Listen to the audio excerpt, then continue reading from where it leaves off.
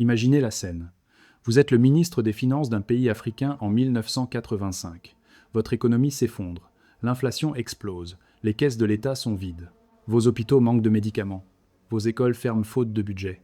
Alors vous faites ce que font tous les pays en crise. Vous frappez à la porte de la Banque mondiale. Vous demandez un prêt d'urgence, 400 millions de dollars. De quoi tenir quelques mois, le temps de stabiliser la situation. Le banquier vous reçoit avec le sourire. Il vous tend un dossier épais de 300 pages. Des conditions, des réformes à appliquer. Vous devez réduire vos dépenses publiques de 40%, privatiser vos entreprises d'État, ouvrir vos frontières aux importations, supprimer les subventions alimentaires qui permettent aux plus pauvres de manger. Vous posez la question évidente. Et si nous refusons ces conditions? La réponse tombe comme un coup près. Pas de réforme, pas d'argent. Pas d'argent, c'est la faillite de votre pays dans les 3 mois. Des émeutes de la faim, des morts. Alors vous signez. Vous n'avez pas le choix. Du moins, c'est ce que vous vous répétez. Ce que je viens de vous raconter n'est pas une fiction. C'est ce qui s'est passé dans des dizaines de pays entre 1980 et 2000. Une époque où la Banque mondiale a cessé d'être un simple prêteur pour devenir l'architecte invisible des politiques économiques de nations entières. Dans cette vidéo, vous allez découvrir comment une institution créée pour aider le monde à se reconstruire après la guerre a fini par imposer une vision unique de l'économie. Comment elle a transformé l'aide au développement en un instrument de pouvoir. Et pourquoi, aujourd'hui encore, des millions de personnes vivent avec les conséquences de décisions prises il y a 40 ans dans les bureaux de Washington. Si cette histoire vous fascine, abonnez-vous à La Monnaie Souveraine. Chaque semaine, nous décryptons comment les crises monétaires et économiques du passé éclairent votre avenir financier. Pour comprendre comment on en est arrivé là, il faut remonter à juillet 1944. La Seconde Guerre mondiale n'est pas encore terminée. Mais 730 délégués de 44 pays se réunissent dans un hôtel de Bretton Woods, dans le New Hampshire aux États-Unis. Leur mission? Éviter qu'une nouvelle crise économique, comme celle de 1929, ne conduise à une autre guerre mondiale.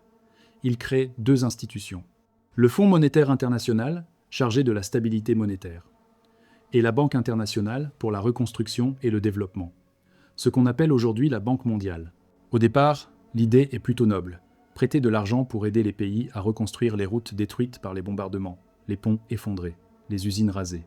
Puis, une fois l'Europe et le Japon reconstruits, aider les pays en développement, financer des barrages, des centrales électriques, des réseaux d'irrigation. Les premières années, c'est exactement ce qui se passe. La Banque mondiale prête de l'argent pour des projets concrets. Un pont au Brésil, une route au Nigeria, une école au Bangladesh. L'institution se présente comme apolitique, technique. Son job, c'est le développement économique. Point final. Mais dans les années 1970, quelque chose se fissure. Les pays en développement se sont massivement endettés. Pourquoi?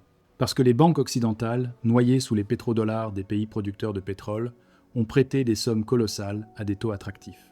L'Argentine emprunte pour construire des autoroutes. Le Mexique pour développer son industrie pétrolière. Le Zaïre pour financer les projets pharaoniques de Mobutu. Tout le monde pense que la croissance va continuer éternellement, que les remboursements seront faciles. Sauf que le 15 août 1971, le président américain Richard Nixon prend une décision historique. Il met fin à la convertibilité du dollar en or. Le système de Bretton Woods, celui-là même qui a vu naître la Banque mondiale, s'effondre. Les taux d'intérêt explosent. Le prix du pétrole flambe. Les économies occidentales entrent en récession. Et soudain, les pays en développement qui s'étaient endettés à tour de bras se retrouvent étranglés. En 1982, le Mexique annonce qu'il ne peut plus rembourser sa dette. 80 milliards de dollars. C'est le début de ce qu'on appellera la crise de la dette du tiers-monde. L'Argentine suit, puis le Brésil, puis des dizaines de pays africains. C'est à ce moment précis que la Banque mondiale change de nature. Elle ne se contente plus de financer des projets d'infrastructure. Elle devient un pompier de l'économie mondiale. Son nouveau job?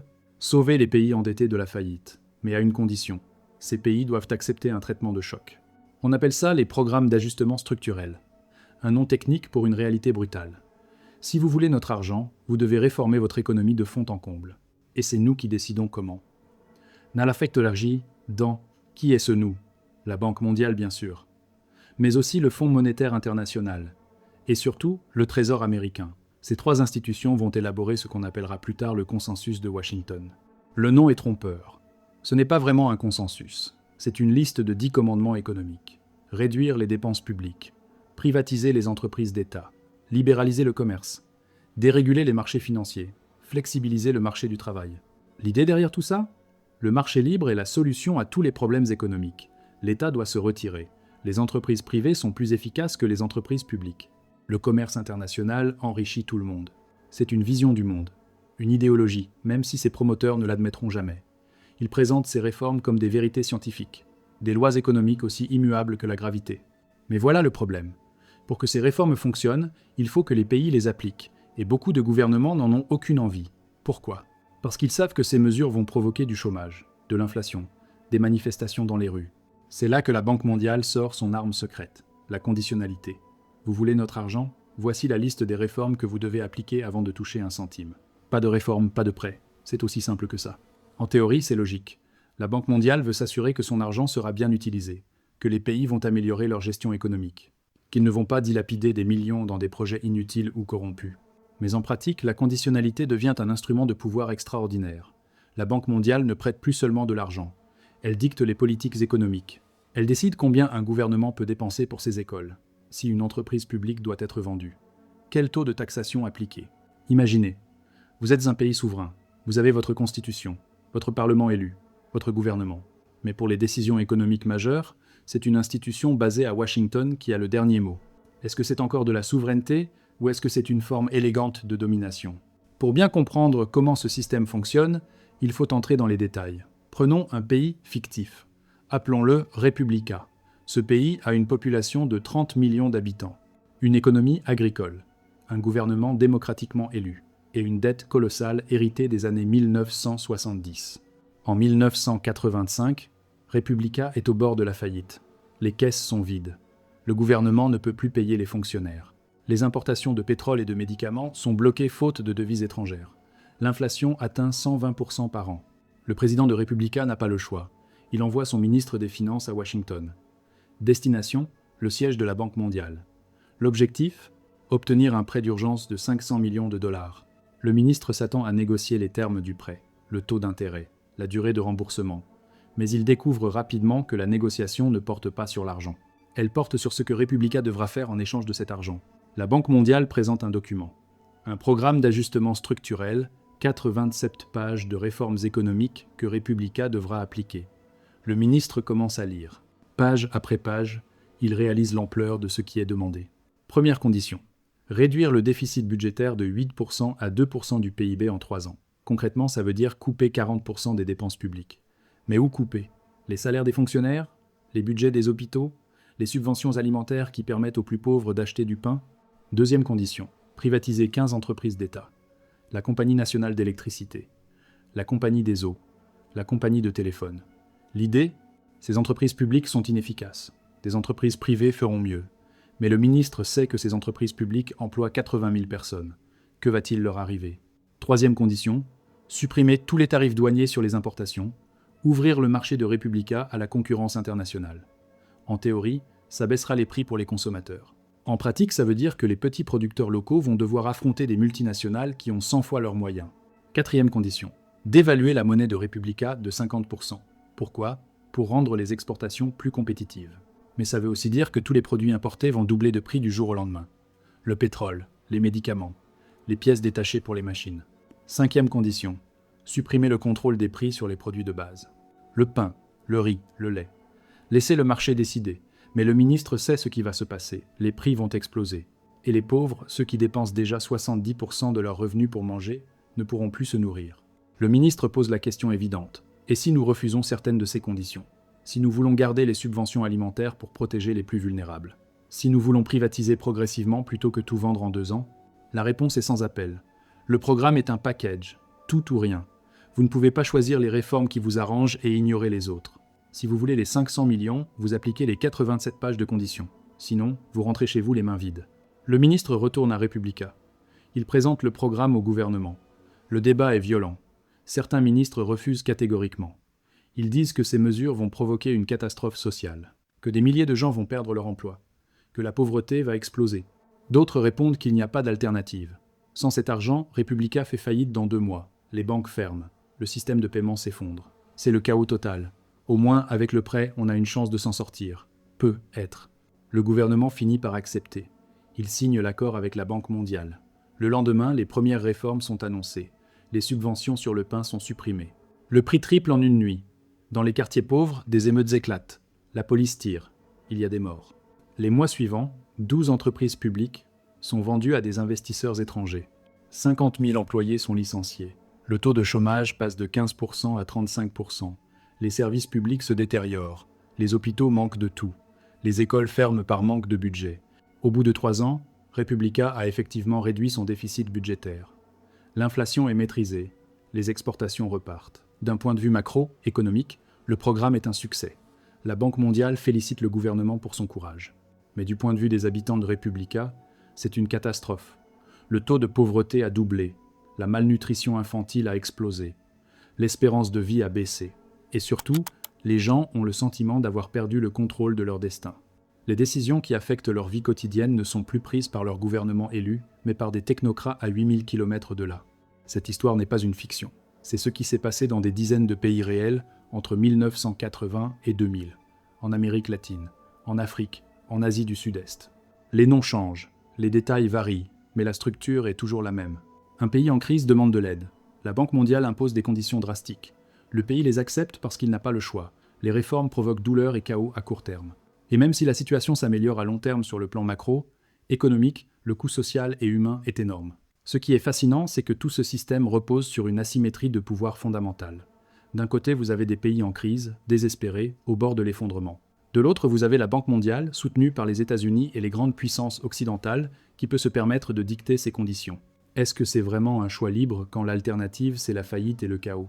Est-ce que c'est vraiment une négociation quand une partie peut dire « prenez-le » ou « partez » ? Est-ce que c'est vraiment de l'aide quand elle vient avec 87 pages de conditions qui transforment votre économie et votre société ? Ces questions, beaucoup de gens se les sont posées. Des économistes, des politiciens, des militants. Ils ont commencé à parler de néocolonialisme, d'impérialisme économique, d'une nouvelle forme de domination, plus subtile que le colonialisme classique, mais tout aussi efficace. La Banque mondiale, bien sûr, rejette ces accusations. Elle dit qu'elle aide les pays, que ces conditions sont nécessaires pour assurer que l'argent soit bien utilisé, que les réformes sont douloureuses à court terme, mais bénéfiques à long terme. Le problème, c'est que les résultats sont ambigus. Certains pays qui ont appliqué ces programmes ont effectivement connu la croissance économique. La Corée du Sud, le Chili, la Pologne. Mais d'autres ont stagné pendant des décennies. L'Argentine, le Zimbabwe, la Zambie. Et même dans les pays où ça a marché, les inégalités ont explosé. Les riches sont devenus beaucoup plus riches. Les pauvres ont vu leur situation empirer ou stagner. Le PIB a augmenté, mais la majorité de la population n'en a pas profité. Ce qui est sûr, c'est que la Banque mondiale a imposé une vision unique de l'économie à des pays avec des histoires, des cultures et des priorités totalement différentes. Elle a traité le développement comme un problème technique avec une solution unique.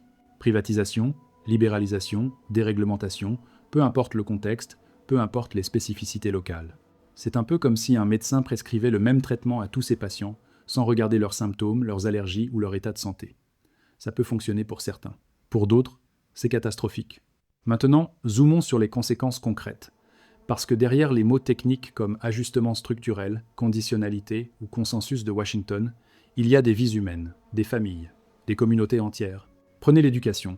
Dans les années 1980 et 1990, la Banque mondiale a poussé des dizaines de pays à réduire leurs dépenses publiques, y compris l'éducation. Résultat, dans de nombreux pays africains, les écoles ont introduit des frais de scolarité pour combler le manque de financement public. Du jour au lendemain, envoyer un enfant à l'école coûtait l'équivalent de plusieurs semaines de salaire pour une famille pauvre. Des millions d'enfants, surtout des filles, ont été déscolarisés. Le taux d'alphabétisation a stagné ou même reculé dans certains pays. Toute une génération a été privée d'éducation. Prenez la santé. Même logique. Les budgets publics de santé ont été réduits. Les hôpitaux ont commencé à facturer les soins. Les plus pauvres ne pouvaient plus se soigner. Dans certains pays, la mortalité infantile a augmenté pour la première fois depuis des décennies. Je me souviens d'un rapport des Nations Unies sur le Ghana dans les années 1990. Le pays avait appliqué à la lettre un programme d'ajustement structurel. L'économie s'était stabilisée, l'inflation avait baissé, mais la mortalité des enfants de moins de 5 ans avait augmenté de 20%. 20% de morts supplémentaires, parce que les familles ne pouvaient plus payer les soins de base. Prenez l'agriculture. La Banque mondiale a poussé les pays à supprimer les subventions et les protections douanières. L'idée, ouvrir les marchés, laisser la concurrence jouer. Mais qu'est-ce qui s'est passé ? Les petits agriculteurs africains ou latino-américains se sont retrouvés en concurrence directe avec des fermes industrielles américaines ou européennes, lourdement subventionnées par leur propre gouvernement. C'était un combat perdu d'avance. Des millions de petits producteurs ont fait faillite. Ils ont abandonné leurs terres. Ils sont partis s'entasser dans les bidonvilles des grandes villes. Prenez les privatisations. Sur le papier, vendre les entreprises publiques à des investisseurs privés devait les rendre plus efficaces. En réalité, ça a surtout enrichi une petite élite. Les entreprises ont été bradées à des prix ridicules. souvent à des proches du pouvoir ou à des multinationales étrangères. En Argentine, la Compagnie nationale d'électricité a été vendue à un consortium espagnol. Les tarifs ont doublé en 5 ans. Des millions de familles pauvres ne pouvaient plus payer. On a vu des coupures d'électricité massives dans les quartiers populaires, pendant que les quartiers riches restaient éclairés. En Zambie, les mines de cuivre, piliers de l'économie, ont été privatisées dans les années 1990. Des dizaines de milliers d'emplois ont été supprimés. Les conditions de travail se sont détériorées.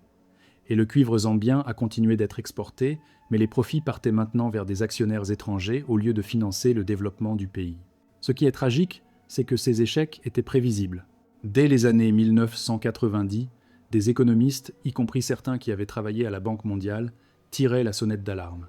Ils disaient que les programmes d'ajustement structurel ignoraient les réalités sociales et politiques des pays. Joseph Stiglitz, prix Nobel d'économie et ancien vice-président de la Banque mondiale, a écrit un livre cinglant en 2002. Il accusait l'institution d'avoir imposé une idéologie de marché libre sans réfléchir aux conséquences.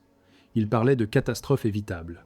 Mais le plus révoltant, c'est que pendant tout ce temps, la Banque mondiale n'a jamais vraiment remis en question son approche. Certes, elle a fait quelques ajustements. Dans les années 2000, elle a commencé à parler de réduction de la pauvreté, d'éducation, de santé. Mais la logique de fond n'a pas changé. Aujourd'hui encore, la conditionnalité existe. Elle peut être un peu plus flexible, un peu moins brutale. Mais le principe reste le même. Si vous voulez notre argent, vous devez accepter nos conditions. Et ces conditions reflètent toujours une certaine vision de l'économie, celle qui vient de Washington. Le vrai problème, ce n'est pas que la Banque mondiale veuille aider les pays à se développer. C'est qu'elle ait cru qu'il existait une recette universelle. Une formule magique qui marcherait partout, peu importe l'histoire, peu importe la culture, peu importe les priorités locales. C'est l'arrogance de penser qu'on peut gérer l'économie d'un pays depuis un bureau climatisé à Washington, sans jamais avoir mis les pieds dans un village africain, une favela brésilienne ou un bidonville indien. Et le plus ironique dans tout ça, les pays qui ont réussi à se développer rapidement dans les années 1980 et 1990, comme la Corée du Sud, Taïwan ou la Chine, n'ont jamais appliqué les recettes de la Banque mondiale. Ils ont fait exactement le contraire. Ils ont gardé un État fort, ils ont protégé leurs industries naissantes, ils ont contrôlé les flux de capitaux, et ça a marché. Alors pourquoi la Banque mondiale n'a-t-elle pas appris de ces exemples ? Pourquoi a-t-elle continué à pousser la même vision libérale pendant des décennies ? La réponse est politique. La Banque mondiale n'est pas une institution neutre. Elle reflète les intérêts et l'idéologie de ses principaux actionnaires, les États-Unis, l'Europe, le Japon. Et pour ces pays, un monde où les marchés sont ouverts, où les entreprises publiques sont privatisées, où les capitaux circulent librement, c'est un monde où leurs entreprises peuvent prospérer. C'est un monde qui leur convient. Que ça convienne aux pays en développement, c'est secondaire. Alors qu'est-ce qu'on retient de tout ça ? Quelle est la leçon de cette histoire ? Premièrement, l'aide au développement n'est jamais gratuite. Elle vient toujours avec des conditions. Et ces conditions ne sont pas techniques, elles sont politiques. Elles reflètent une vision du monde, une idée de ce qu'est une bonne économie, une bonne société. Quand la Banque mondiale dit à un pays de privatiser ses entreprises publiques, elle ne fait pas que donner un conseil technique. Elle dit que le secteur privé est supérieur au secteur public, que le marché est plus efficace que l'État. C'est une déclaration idéologique. Deuxièmement, le pouvoir économique est une forme de pouvoir aussi réelle que le pouvoir militaire. Vous n'avez pas besoin d'envahir un pays pour influencer ses choix. Il suffit de contrôler l'accès à l'argent, de dire « vous voulez survivre, voilà ce que vous devez faire ». Et soudain, un pays souverain perd sa marge de manœuvre. Troisièmement, il n'existe pas de solution économique universelle. Ce qui fonctionne en Allemagne ne fonctionnera pas forcément au Sénégal. Ce qui a marché pour le Chili peut être catastrophique pour le Zimbabwe. L'économie, ce n'est pas de la physique. C'est profondément lié à la culture, à l'histoire, aux institutions d'un pays. L'erreur de la Banque mondiale, ce n'est pas d'avoir voulu aider, c'est d'avoir cru qu'elle avait la réponse. Une réponse unique, une recette miracle. Et d'avoir imposé cette réponse avec la force que donne le contrôle de l'argent. Aujourd'hui, la Banque mondiale a changé. Elle parle maintenant de développement durable, d'inclusion sociale, de lutte contre le changement climatique. Son discours est moins dogmatique qu'avant. Elle reconnaît certaines de ses erreurs passées. Mais les structures de pouvoir n'ont pas vraiment changé. Les États-Unis contrôlent toujours la présidence de la Banque mondiale. Les pays riches contrôlent toujours la majorité des votes. Et les pays pauvres, ceux qui reçoivent les prêts, ont toujours très peu leur mot à dire sur les politiques de l'institution. Alors la prochaine fois que vous entendrez parler d'aide au développement, posez-vous ces questions. Qui décide de ce dont un pays a besoin ? Qui fixe les conditions ? Dans l'intérêt de qui ? Et surtout, est-ce que les gens concernés, ceux qui vivent dans ces pays, ont vraiment leur mot à dire ? Parce que l'aide, ce n'est pas seulement donner de l'argent, c'est aussi respecter l'autonomie, la dignité. Le droit d'un peuple à choisir son propre chemin, même si ce n'est pas celui que vous auriez choisi pour lui. La Banque mondiale a été créée avec de bonnes intentions. Reconstruire le monde après la guerre, aider les pays pauvres à se développer. Mais quelque part en chemin, elle a oublié une vérité fondamentale. On ne peut pas imposer le développement. On ne peut pas dicter la prospérité. Chaque pays doit trouver sa propre voie.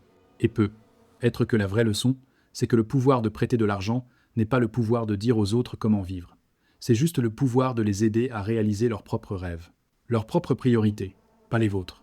Voilà une question pour finir. Si demain votre pays avait besoin d'aide, accepteriez-vous qu'une institution étrangère décide à votre place de fermer vos écoles, de vendre vos hôpitaux, de supprimer vos protections sociales? Ou est-ce que vous voudriez garder le droit de choisir? Si cette vidéo vous a fait réfléchir, abonnez-vous à la monnaie souveraine. Et dites-moi en commentaire ce qui vous a le plus surpris. Le pouvoir des conditions attachées au prêt? Le coût humain des réformes? Ou le fait que tout cela reste encore si peu expliqué dans les médias? Plus on sera nombreux à comprendre comment le pouvoir économique fonctionne, moins il sera facile de le cacher derrière des mots techniques et des rapports de 300 pages.